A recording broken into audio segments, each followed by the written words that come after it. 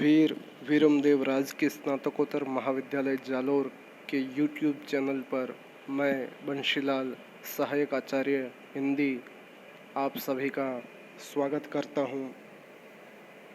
BA द्वितीय वर्ष हिंदी साहित्य के द्वितीय प्रश्न पत्र हिंदी भाषा और साहित्य का इतिहास के अंतर्गत इकाई 3 में हिंदी साहित्य इतिहास परंपरा के अंतर्गत आदिकाल, पृष्ठभूमि, सामान्य परिचय, नामकरण, आदिकालीन परिस्थितियाँ, आदिकालीन साहित्य का वर्गीकरण, इन तमाम बिंदुओं पर हमने इससे पहले के वीडियोज़ में चर्चा की है। आज हम आदिकालीन साहित्यिक वर्गीकरण के अंतर्गत रासो साहित्य परंपरा पर बात करेंगे। विद्यार्थियों, इससे पहले हमने नाथ साहित्य परंपरा के बारे में बात की थी। मत्स्येंद्र नाथ के शिष्य गोरखनाथ और गोरखनाथ की 14 रचनाओं के बारे में भी हमने विस्तार से बात की थी। रासो साहित्य परंपरा की पृष्ठभूमि को यदि समझना चाहे, जैन साहित्य के संदर्भ में यह संकेत किया जा चुका है कि हिंदी साहित्य के आदिकाल में रचित जैन रास काव्य वीर गाथाओं के रूप में लिखित रासो काव्यों से भिन्न है। दोनों की रचना शैलियों का अलग अलग भूमियों पर विकास हुआ है। जैन रास काव्यों में धार्मिक दृष्टि के प्रधान होने के वर्णन की वह पद्धति प्रयुक्त नहीं हुई जो वीर गाथा परक रासो ग्रंथों में मिलती है। कहने का अभिप्राय यही है कि वीर गाथा परक जो रासो ग्रंथ है और जो जैन साहित्य के अंतर्गत रासो साहित्य है, उसमें अंतर है। यही कारण है कि इन ग्रंथों में मध्यकालीन राजाओं का भी वर्णन मिलता है तथा भाषा में भी उत्तरवर्ती भाषा रूपों की झलक पाई गई है। राजस्थान के संदर्भ में यदि बात की जाए तो अधिकांश रासो काव्यों को अप्रमाणिक रचनाएं माना गया है। रासो काव्य को ये अप्रमाणिक इसलिए मानते हैं कि भाषा का रूप और विद्वानों में रचना और रचना कर्मियों जो लेखक है उनमें मतभेद पाया गया है। इसी मान्यता के आधार पर रासो ग्रंथ को आदिकाल का साहित्य स्वीकार करके जो प्रमुख रचनाएं मानी जाती है रासो साहित्य काव्य परंपरा के अंतर्गत, उसका है जो हम सामान्य परिचय पढ़ेंगे। जैसा कि आप स्क्रीन पर देख रहे हैं, खुमान रासो। खुमान रासो की रचना अधिकतर विद्वान खुमान नरेश के समकालीन दलपति विजय को इसका रचयिता मानते हैं। विभिन्न विद्वानों ने अपने अपने तरीके से अपने शोध अध्ययन से इसके बारे में है जो जानकारियाँ दी है। आचार्य रामचंद्र शुक्ल खुमान रासो का जो समय है वो 9वीं शताब्दी मानते हैं। इसका आधार वो मानते हैं कि 9वीं शती के चित्तौड़ नरेश खुमान के उस समय के युद्धों का वर्णन इसमें मानते हैं। और राजस्थान के जो वृत्त संग्राहक है वो खुमान रासो की रचना का समय 17वीं शताब्दी मानते हैं। इसी समय नरेश राज सिंह, चित्तौड़ नरेश राज सिंह तक के राजाओं का वर्णन मिलता है और इसी आधार पे वे इसको आदिकाल की रचना भी नहीं मानना चाहते। अब कुछ विद्वान मानते हैं कि इसका जो मूल स्वरूप है वो 9वीं शताब्दी में लिखा गया है।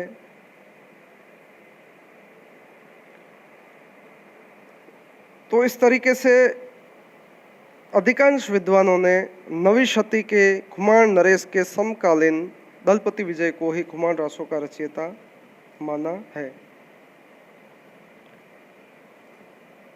दलपति विजय नाम के साधु होने के मत में भी विद्वान एक मत नहीं है। इस ग्रंथ की प्रामाणिक हस्तलिखित प्रति पूना के संग्रहालय में सुरक्षित है और यह 5000 छंदों का एक विशाल काव्य ग्रंथ है।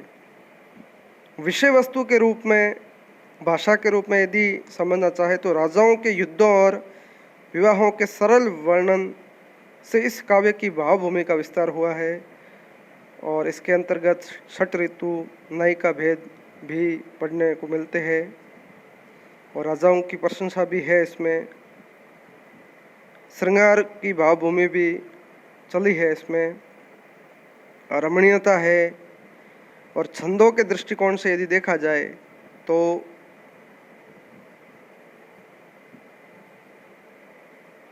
दोहा, सवैया,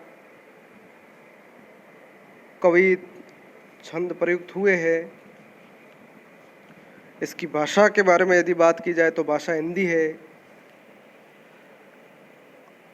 एक उदाहरण है इसका, कुमार रासों के अंतर्गत छंद सुनिएगा कि पियू चित्तौड़ न आवियू सावण पहली तीज, जोवे बाट बिरहिणी खिण खिण अणवे खीज, संदेशो पिण साहिबा पाछो फिरिय न देह, पंछी घालिया पिंजरे छूटन रो संदेह।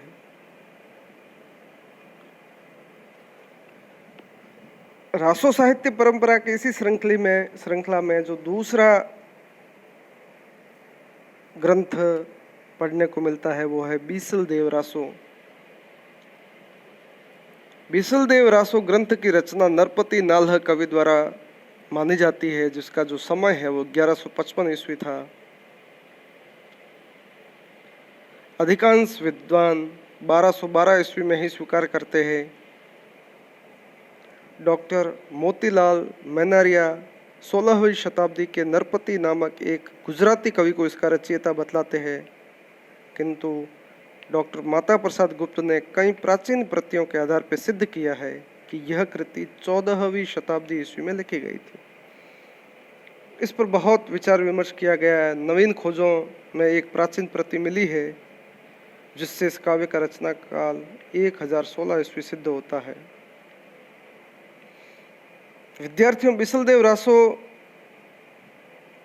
के यदि साहित्यिक परंपरा की बात करें तो यह गेय काव्य था, लेकिन डॉक्टर मेनारिया का मत है ये कि गेय काव्य नहीं था। लोक गीतों की तरह गाया जाने वाला इसका अर्थ लगाया जाता है। इस आधार पे कह सकते हैं कि राजस्थान में कभी भी यह गेय नहीं रहा। डॉक्टर माता प्रसाद गुप्त ने 128 छंदों की एक प्रति का संपादन किया है।